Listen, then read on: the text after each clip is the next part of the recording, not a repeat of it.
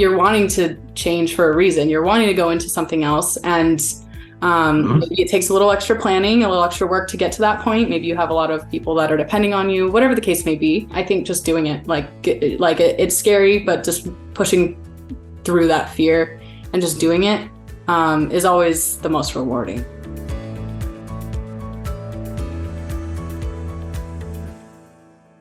Welcome, everyone, to the Road Less Traveled Show. This is a show about people that were successful in a previous career and left that career to go down a different path. I'm your co-host, Richard Coyne. And I'm your co-host, Bill Zahller. On today's show, we're so pleased to have Alex Kingman with us. Alex, welcome. Hi, I'm so glad to be here. Thank you so much for having me on, you guys. Absolutely. Well, thank you again, Alex, for being on the Road Less Traveled Show. To start with, can you tell our listeners a little bit about your background, what line of work you were initially in, and how long you were in that line of work? Sure. So I guess I started out kind of like trying a lot of different things, but the work that I was initially in before I came into real estate was actually sales. And I was in sales in different capacities for over probably about 10 years, but that was starting back in like high school when I was selling candy and, making money that way instead of having a job outside of school, getting to meet new people through that. So it took me a while to learn that, sales is something that I'm really, really good at and enjoy doing, get to help people get what they want and meet lots of new people. Definitely a people person. So that was just right up my alley. But I think where I was the most successful in my sales career was when I was working as an Airstream travel trailer salesperson. I guess they also have vans, but Airstream salesperson. And so I was selling their Airstreams to, we called them guests instead of customers. So our guests would come in and I'd get to show them, different models and find the one that's right for them and what they're looking for. So that I really loved that. I really enjoyed that. And it ended up giving me the springboard I needed to get into my next, into real estate eventually. So, I focused on that for a while. I was at Airstream for not a very long time, but while I was there, I really made a splash. And it happened to also be kind of during that pandemic time. So I didn't plan that at all, but it was great timing. RV sales were massive during the pandemic. Yeah. You say you didn't plan that. You mean you didn't plan the pandemic or? Yeah. Well, I planned the pandemic, but I didn't. No. I didn't plan. I didn't foresee at the time when I started working there that there was going to be this massive surge of, demand for RVs and travel trailers and that kind of thing, because it hadn't quite happened. It hadn't quite hit yet. And so I was just in the right place at the right time from that perspective, but I was still number one in the dealership the entire time. Like there were other, salespeople in the industry, and I was still able to be really successful despite having an extra boost as well. So Right. Yeah. I think they're manufactured real close to where I grew up in Ohio there, just Northwest Ohio, the main Airstream factory. Yeah. You used to drive by it all the time. Yeah. Oh, that's so great. Yep. That's where they're all made. Jackson Center, I think it is. Yes. Yep. Yeah.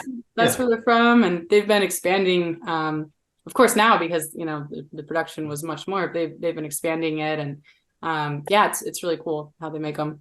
Oh, yeah, absolutely. Well, what did you transition into then? As you got out of sales at Airstream and what you got into real estate, kind of how did that transition go, and kind of what avenue did you pursue in the real estate side of it? Yeah. So once I was I got to a point where I was ready to get into my own thing and own my own company. That's always been my ultimate goal. So once I was to a point, financially, and also just I'd kind of been there, done it, and I was like, all right, it's time. I was able to just move right into real estate investing. So initially, actually, we started out, my partner and I started out in smaller 1 to 4 unit properties, investing in those on our own. And I was just doing it full time, just focusing and trying to just, acquire properties and run that whole side of things. He still had his full-time job. So it was kind of my gig. And then we got to a point where we started partnering with people that we knew in order to go and acquire more properties, and then also help them be able to invest passively in these properties as well. And then it got to the point where we are now, where I'm a syndicator. So we, raise capital and buy larger apartment buildings, usually like 20 to 100 units, and focus on like heavy value add type properties and fix them up and go and do that. So, it kind of turned into what it is now. So, That's great. It was good. Yeah. And is there any particular geographic location you focus on now? We mainly focus on the Southeast and a bit of the Midwest. So we are located here in California in the San Francisco Bay Area, but we do not look for apartments here to syndicate. So yeah, we focus mainly like Florida. We have, we've got properties in Florida, Oklahoma, Indiana, and then we've been looking in Texas as well. But yeah, we try to focus kind of those areas. We've already got properties and teams. So right. Good markets, right? Yeah, business friendly states. So yeah, like you said, all the tailwinds you look for in that kind of environment. On the earlier ones, you talked about the 1 to 4 plexes you were doing initially. Yeah. Was it the same strategy? Was it like a heavy value add, or did you just get ones that you just put people in place, or kind of what was the strategy on that? Did you just scale it up? Yeah, we actually did focus on very heavy, like distressed properties or heavy value add properties. So my partner, his name is Brody, and he's a general contractor here in the local area to ourselves. And so it just made sense for us to go that direction. He had that background. So I was the go find the property person. I was the, talk to investors, pretty much all the other things. And he just could focus on what, he's really good at, which is just managing the properties, managing the rehabs, and underwriting, doing the numbers. So it's been a good partnership, and that's why we've focused in so much on that, because we feel like we have an advantage there. Nice. Great. Yeah.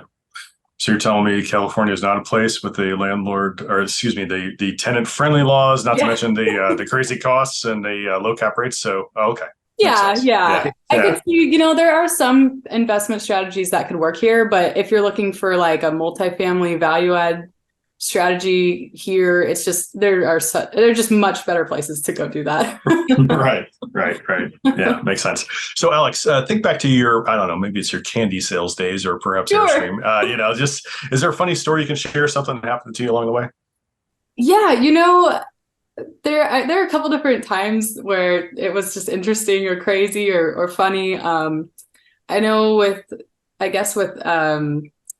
I can think of for example, with the candy sales in high school, I would have a box of candy and I'd have it in my locker, and I'd walk around with it, and people would just come up and want to buy it. So we, transact and whatever. But it got to a point where I guess there was this one lady on campus who just really didn't, I don't take it personally. I don't think it was me that she didn't like so much, but she just really didn't like that I was selling candy to everybody. And she felt like I was taking advantage of the students because I was selling them candy. And so she was trying to get me to stop selling it. And she pulled me out of class and would talk to me. And I just was confused as to why she was just so upset about it. I still don't really know. I'm not sure, but she wasn't the librarian, but she was just administrative of some sort in the school. And so we had our honors awards come up, and I was one of the honors students or something. And so I was there, and my mom happened to come for the award ceremony, and she pulled my mom aside and was like, just so you know, your daughter is selling candy at school, and and I'm very upset about it or something. And my mom was like, well, I'm glad, she's doing a great job, totally defended me. But I don't know, I guess when you have some success, there are haters. Yeah. So yeah, I haven't had anyone have that much hate towards me since then. Yeah. But Wow, that's good. Maybe she was a diabetic and she was jealous because she couldn't eat the candy. maybe she thought I was like promoting everyone, Yeah. Well, having I can't eat it. I don't want anybody else having fun. Not sure. But yeah, that was definitely interesting. Yeah. That is funny. Well, what was as we talk about as you switch careers, we mentioned earlier, kind of what was the deciding factor that got you out of the Airstream into the real estate? You kind of mentioned already you always wanted to have your own business. Was it kind of driven by you just want to have command of your own time and destiny, or what was the deciding factor that kind of made you do the transition and at that time? Yeah. Well, part of it was that's always what my ultimate goal was.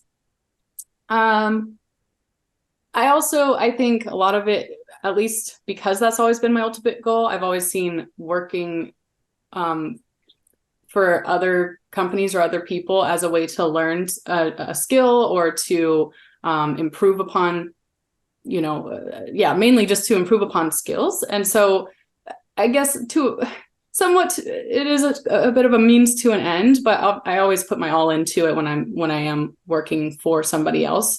But it's never been my dream to just work for somebody else. So I've always used jobs to learn a skill or to improve on a skill or to meet, different people, or just use it as more of a strategic thing, and give it my all so I can provide as much value as possible, of course, to everyone involved. So that was kind of the mindset going into it, as well as like eventually I'll be able to use this skill and also the money that I can make from this to have my own business. So I guess I got to a point where I felt like I felt pretty confident in what I'd learned, and that like, hey, I know obviously I've been able to have really good results here, and I can take this and take it into the next step of my life and take it into business for myself. I've got the funds stacked up now, so I can go into business and have like a year runway to get things kind of rolling and, not have to worry about that. And yeah, it felt like the right time. I tend to get to a point where I've like, all right, I've learned it. There's still more that I could learn, but like, I know it enough to move on. So it was kind of at that point, and I was like, all right, I think that my time here is done. Yeah, it wasn't anything bad. It wasn't any type of, I really enjoyed my time there, and I'm so grateful for it. It was a really great experience to work there. So nice. There's no malice or anything. Yeah, no. Nice. I think Kiyosaki, I think, drives home that point too about, the beginning especially, it's much better to learn a skill than try to just go for the slightly higher income and somewhere you're going to, kind of dead end into. Yeah, actually, that's kind of where I got that from, is his Okay. work to learn, not to earn. So I like to work to earn and learn, ideally, but right. Yeah. But yeah. I'm of course open to doing just to learn. And yeah, actually, that's exactly where I got it from. Oh, very nice. I assumed he'd got it from you, but that makes sense. Yeah, too. That is true, actually. Well, he was living in California at one point, so Right. there we go. Yeah. There you All go. coming together. Yeah. He was taking notes. That's right. That's right. Good deal. So, Alex, as you were just getting started with the 1 to 4s, or maybe it's when you start shifting more to the larger properties. So, can you talk about a little bit of some obstacles you had to overcome? Yeah, we had a lot, actually. It was hard. For one, let's see. This was in, I think, 2019 or 2020. I think it was 2020, maybe 2021, actually. Somewhere in there is when we when we started kind of getting into that space. We had a duplex here in California, so we had some experience there, but we didn't want to invest here, like I was mentioning earlier. So we went out of state. We built a team that was a whole new experience, because here we don't have to do that. It was just us.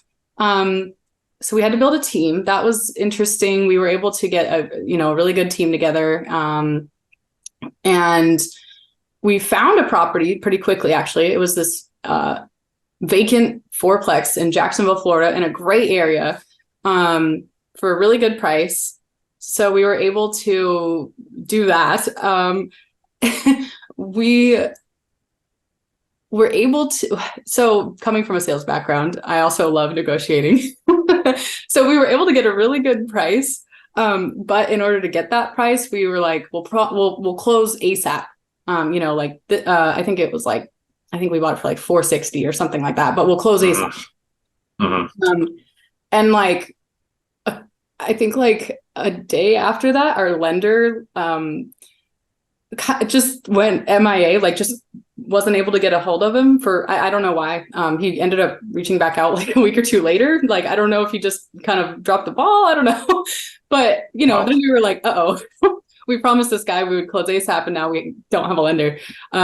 So we were able to actually pull one together within like 4 days and get the deal closed. But the seller, it was definitely impressive. And we had an amazing agent who she knew somebody who was able to do it, and the numbers still made sense, and so we were able to close. But the seller was starting to be like, they said they'd close ASAP. Where are they?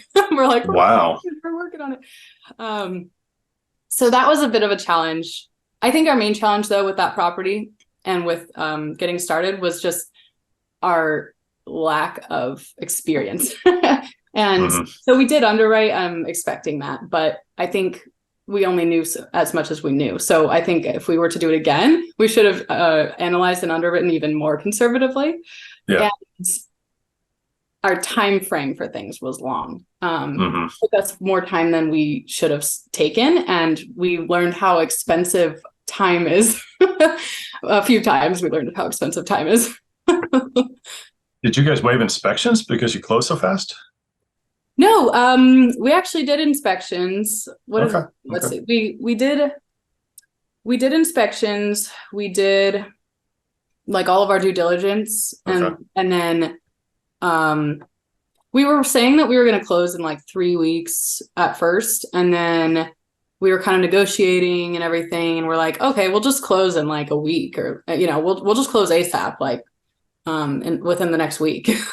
We figured, commit and figure it out anyway. We'll figure it out. Right. Commit first, figure it out. Yeah, I think that's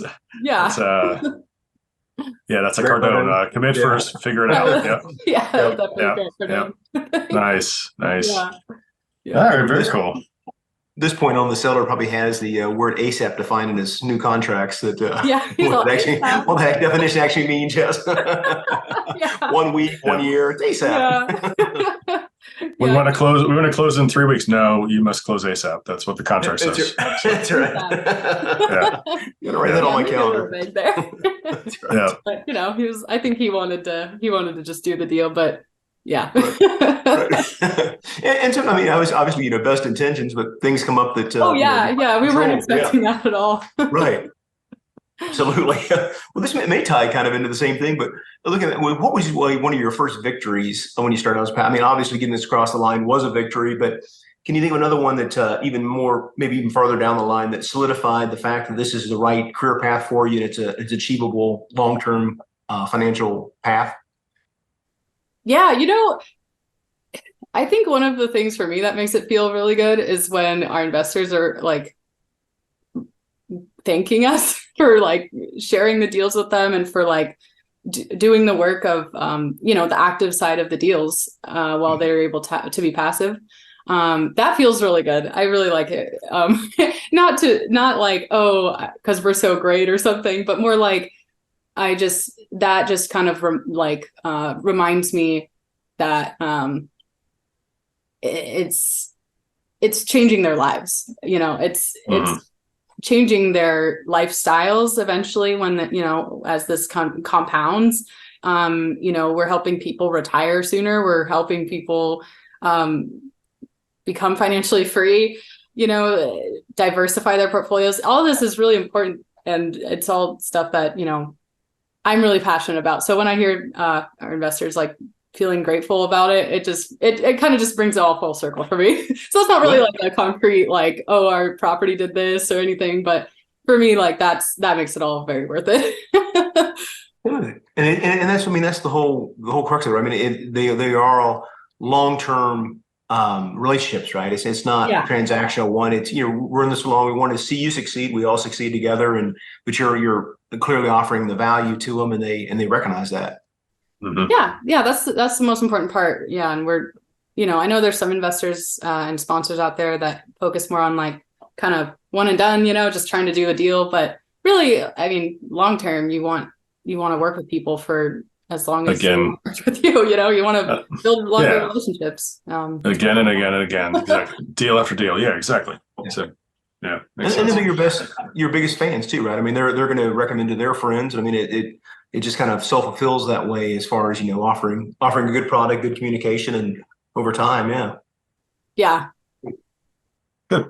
Alex, in your real estate world, is there something that's funny that's happened to you recently that you can share? Let's see. Funny that's happened to me recently. I mean, besides our conversation right now. Right. Yeah. The highlight already. Yeah, I guess, let's see. I don't know if it's funny, but one thing that I've been up to this year is I've been, we've been working on growing our investor base, meeting new people and all that, of course, looking for more deals and stuff. But I also had a baby 4 months ago. And so I was kind of like doing that and like being pregnant and going to these networking events, like, even up to like 2 hours away, just like 6, 7, 8 months pregnant. Yeah, so that was fun. I don't know if it's like hilarious, but it was definitely an interesting experience to Wow. to do. Yeah. And Congratulations. yeah, thank you. Yeah, it was definitely interesting. So I don't know. There were lots of jokes of like, okay, well, just in case, like, we'll just make sure that we have the ambulance ready to call. Or No, is that morning sickness? No, it's the deal. It's a terrible deal. I don't like this deal. Yeah. Awesome. Yeah. Well, Alex, we're looking at where you're at. Where are you now in your journey, your real estate journey, and then where are you looking to go as you grow out your investor base and as you continue to expand? Yeah. Right now we've been focusing on that 20 to 100 unit range, looking for anything that has a heavy construction value add component. So it doesn't necessarily have to be just the typical like C-class distressed apartment building that we fix up to become, a B-class, nicer complex. We also look at partnering with other teams that have a lot of experience in other areas that are also a heavy construction value add type of deal. So whether that's, like an office conversion type of deal or hotel conversion or even, build to rent or something, anything like that is up our alley. So the nice thing about that is that, it's something that a lot of other syndicators can't necessarily offer in that same way. We're able to offer those different types of deals so that we can always, hit those returns that we're looking for. Like we're always looking for like 2 to 3x, your money in 5 to 7 years. We're always looking for an IRR of like 20%, somewhere in there. Nice. We look for like cash on cash of like 15 after the refinance. Like we look for really high numbers. So we've been looking for deals that fit that criteria, that are heavy construction value add deals. And that's been good. That's what our investors are looking for. And so a lot of times we don't necessarily have a lot of like cash flow monthly, consistent monthly check kind of deals. You're not looking at like a CVS that you're going to find with us probably. But if you're looking to like 3x or 2x or whatever, if you're looking to, increase your return on investment more so than your cash flow, then that's the kind of deals we look at. So that's where we're at right now. In the future, and as we grow, we're looking to continue with that. But also we would like to, in the next couple of years, it's a little far out, but I'm really excited about it. We're looking to actually also be able to add some other alternative investments, other types of assets, whether it's like maybe a fund for businesses, that we can invest in that are a portfolio of businesses, or things like that. We'd like to also be able to offer those as other alternative assets that we can offer. Nice. Interesting. Yeah. Yeah. Some good plans out there. So good. Yeah. Yeah. So Alex, is there something that you do personally, or perhaps through your business, that you can share that you do in a way to give back to help others in some way? Yeah. I think one way, we're really passionate about investing. I'm also really passionate about health and wellness. I was really sick like a while, maybe like 7 or 8 years ago. And which is, I was young and I shouldn't have been sick at all. But I was, and I was able to turn it all around with just nutrition and mainly just nutrition and just healthier lifestyle. I found out I was allergic to gluten, which I had been my whole life. I just didn't do it because I always ate it. I didn't realize how good you can feel without it.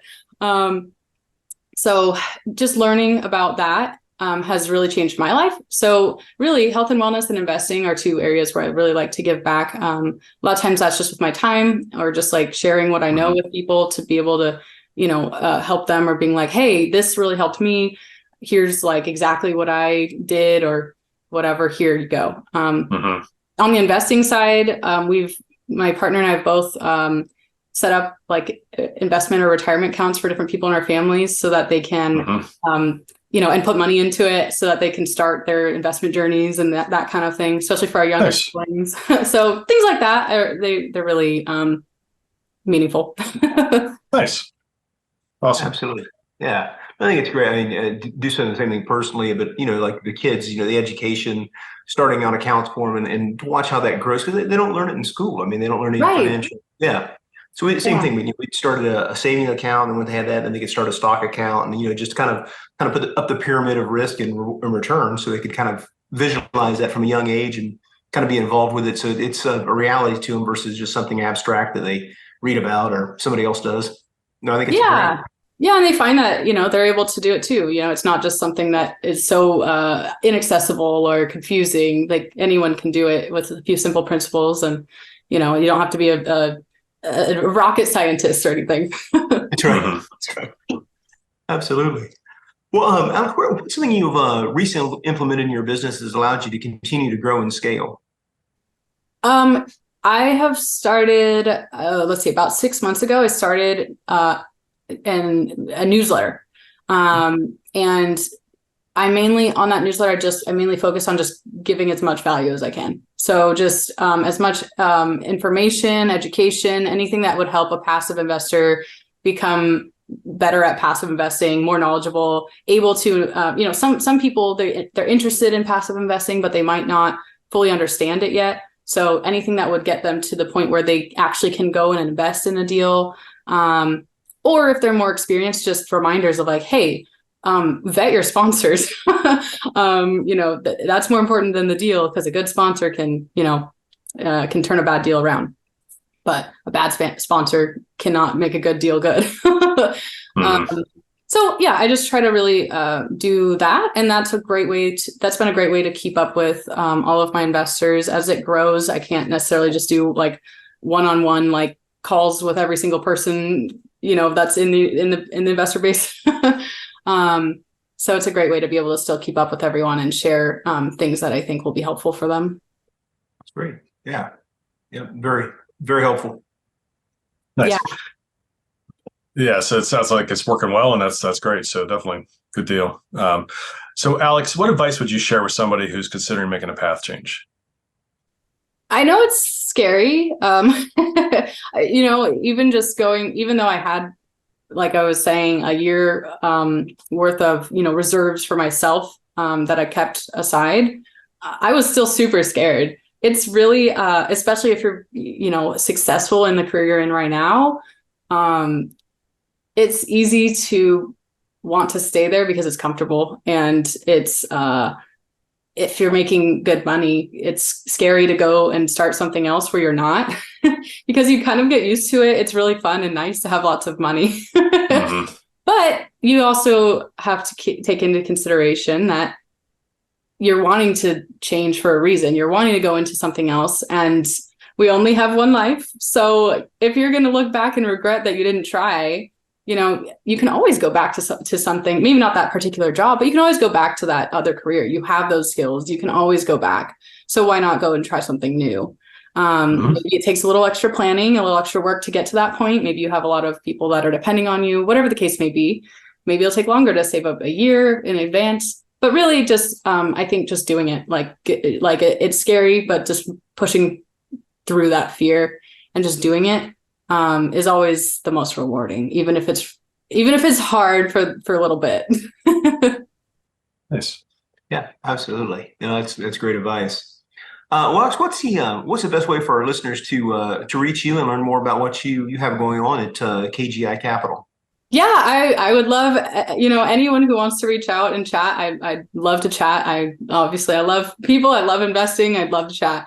I'm active on LinkedIn, just under Alex Kingman, just my first and last name. Our website has a lot of information as well. So, www.investwithkgi.com. Those would be the two best places. Okay, very good. And we'll add those in the show notes below to make it easier for listeners to reach out to you. Well, Alex, we really want to thank you for being on the Road Less Traveled show today. Really enjoyed the conversation and want to wish you continued success. Thank you. Thank you so much for having me. This has been really awesome. Thank you, Alex. We really appreciate you being on. We also want to thank our listeners. Please continue to give us a 5-star rating so we can bring you more great shows like our show today with Alex Kingman. And we want to remind everybody of a couple important things Park Capital Partners has going. First, we have the Park Capital Partners Value Add Fund, which is a 506c fund open today to accredited investors. And next, we have the Park Capital Partners Foundation, which is a 501(c) nonprofit that Bill and I created as a way that we give back. The way that works quickly is that we fund the operations of the account. So all the money donated goes to do its best work, which is to help others. Second, we donate personally. Third, we donate corporately. And finally, when investors invest with us in one of our projects, we make a donation to honor that investor to a pre-selected list of 15 different charities. So please reach out. Bill and I are happy to have a conversation anytime. ParkCapitalPartnersLLC.com, ParkCapitalPartnersLLC.com. And remember, folks, the road less traveled may be calling you. We recommend that you listen and take action. Thanks for joining.